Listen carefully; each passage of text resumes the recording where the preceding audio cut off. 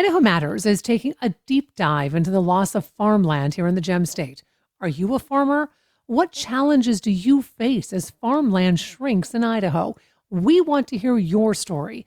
Email us at idahomatters@boisestate.edu or leave us a voicemail using the Talk to Us feature in the Boise State Public Radio app. And then listen to our series on farming called Land and Legacy. Episodes available on Monday afternoons in the Idaho Matters podcast feed. From Boise State Public Radio, this is The Connector. It's Idaho's Daily News. Good morning. I'm George Prentice. We have a number of important stories to share with you, including some news involving the early days of the COVID-19 pandemic in Idaho. And we'll tell you about a Boise psychiatrist being held behind bars without bail. It is Thursday, October 2nd. Here come today's stories. There are thousands of federal workers in Idaho keeping a close watch on the nation's capital. That in the shadow of a second day of a federal government shutdown. And among those federal workers, employees at the Boise Airport. The bottom line is it will have an impact on our employees who are working here today. So hopefully our operations will not be impacted. Employees are required to come to work. The difference is they're not being paid.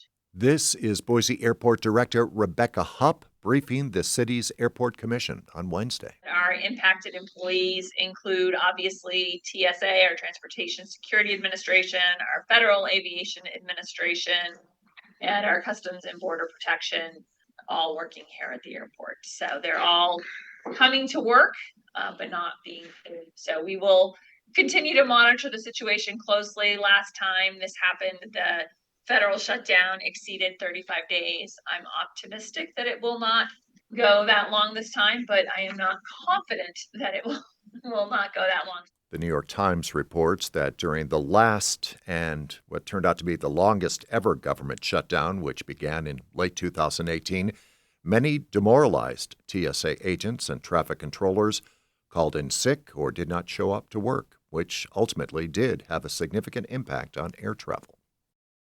A Boise doctor is behind bars, being held without bail. He's facing a felony charge of sexual assault. In early September, Boise police responded to a call of an assault, and that investigation determined that the suspect and victim were known to each other in a doctor-patient relationship. And while investigating that charge, officers were conducting a separate investigation, which also involved the suspect. And that's when Dr. Alexander Wills of Boise was taken into custody. And again, he's being held without bail. Detectives say they're concerned that there may be other victims. Anyone wishing to make a report or seek support is being asked to call Ada County Dispatch. A district judge has ruled in favor of families of students murdered by Brian Kohberger in the family's effort to prevent the release of crime scene photos. Kohberger has been sentenced to life in prison for the killings of 4 University of Idaho students in their off-campus home in November of 2022. There were crime scene photos from inside the home, photos that had been released by the city of Moscow in a public records request. There had been some redactions, but Second Judicial District Judge Megan Marshall has ruled that there was little to be gained by the public seeing the photos. The city of Moscow may continue to release images, but the judge has ruled those images will need to be redacted to the degree that it meets the demands of the families of the victims who filed the lawsuit. The state of Idaho violated its citizens' constitutional rights during the first few weeks of the COVID-19 pandemic.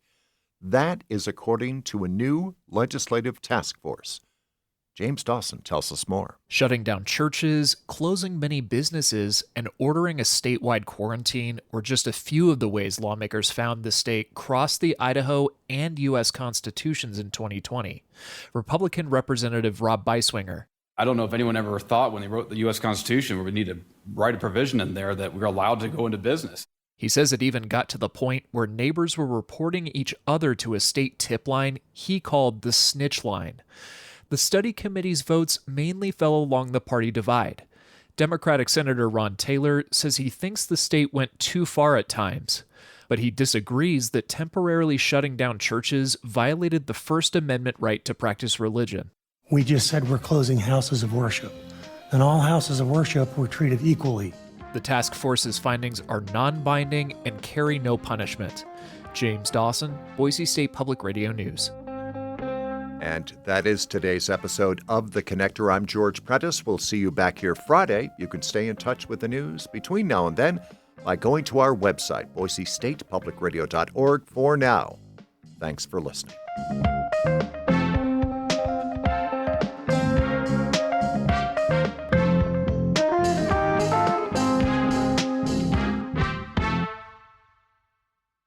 Sources and methods, the crown jewels of the intelligence community. Shorthand for how do we know what's real? Who told us?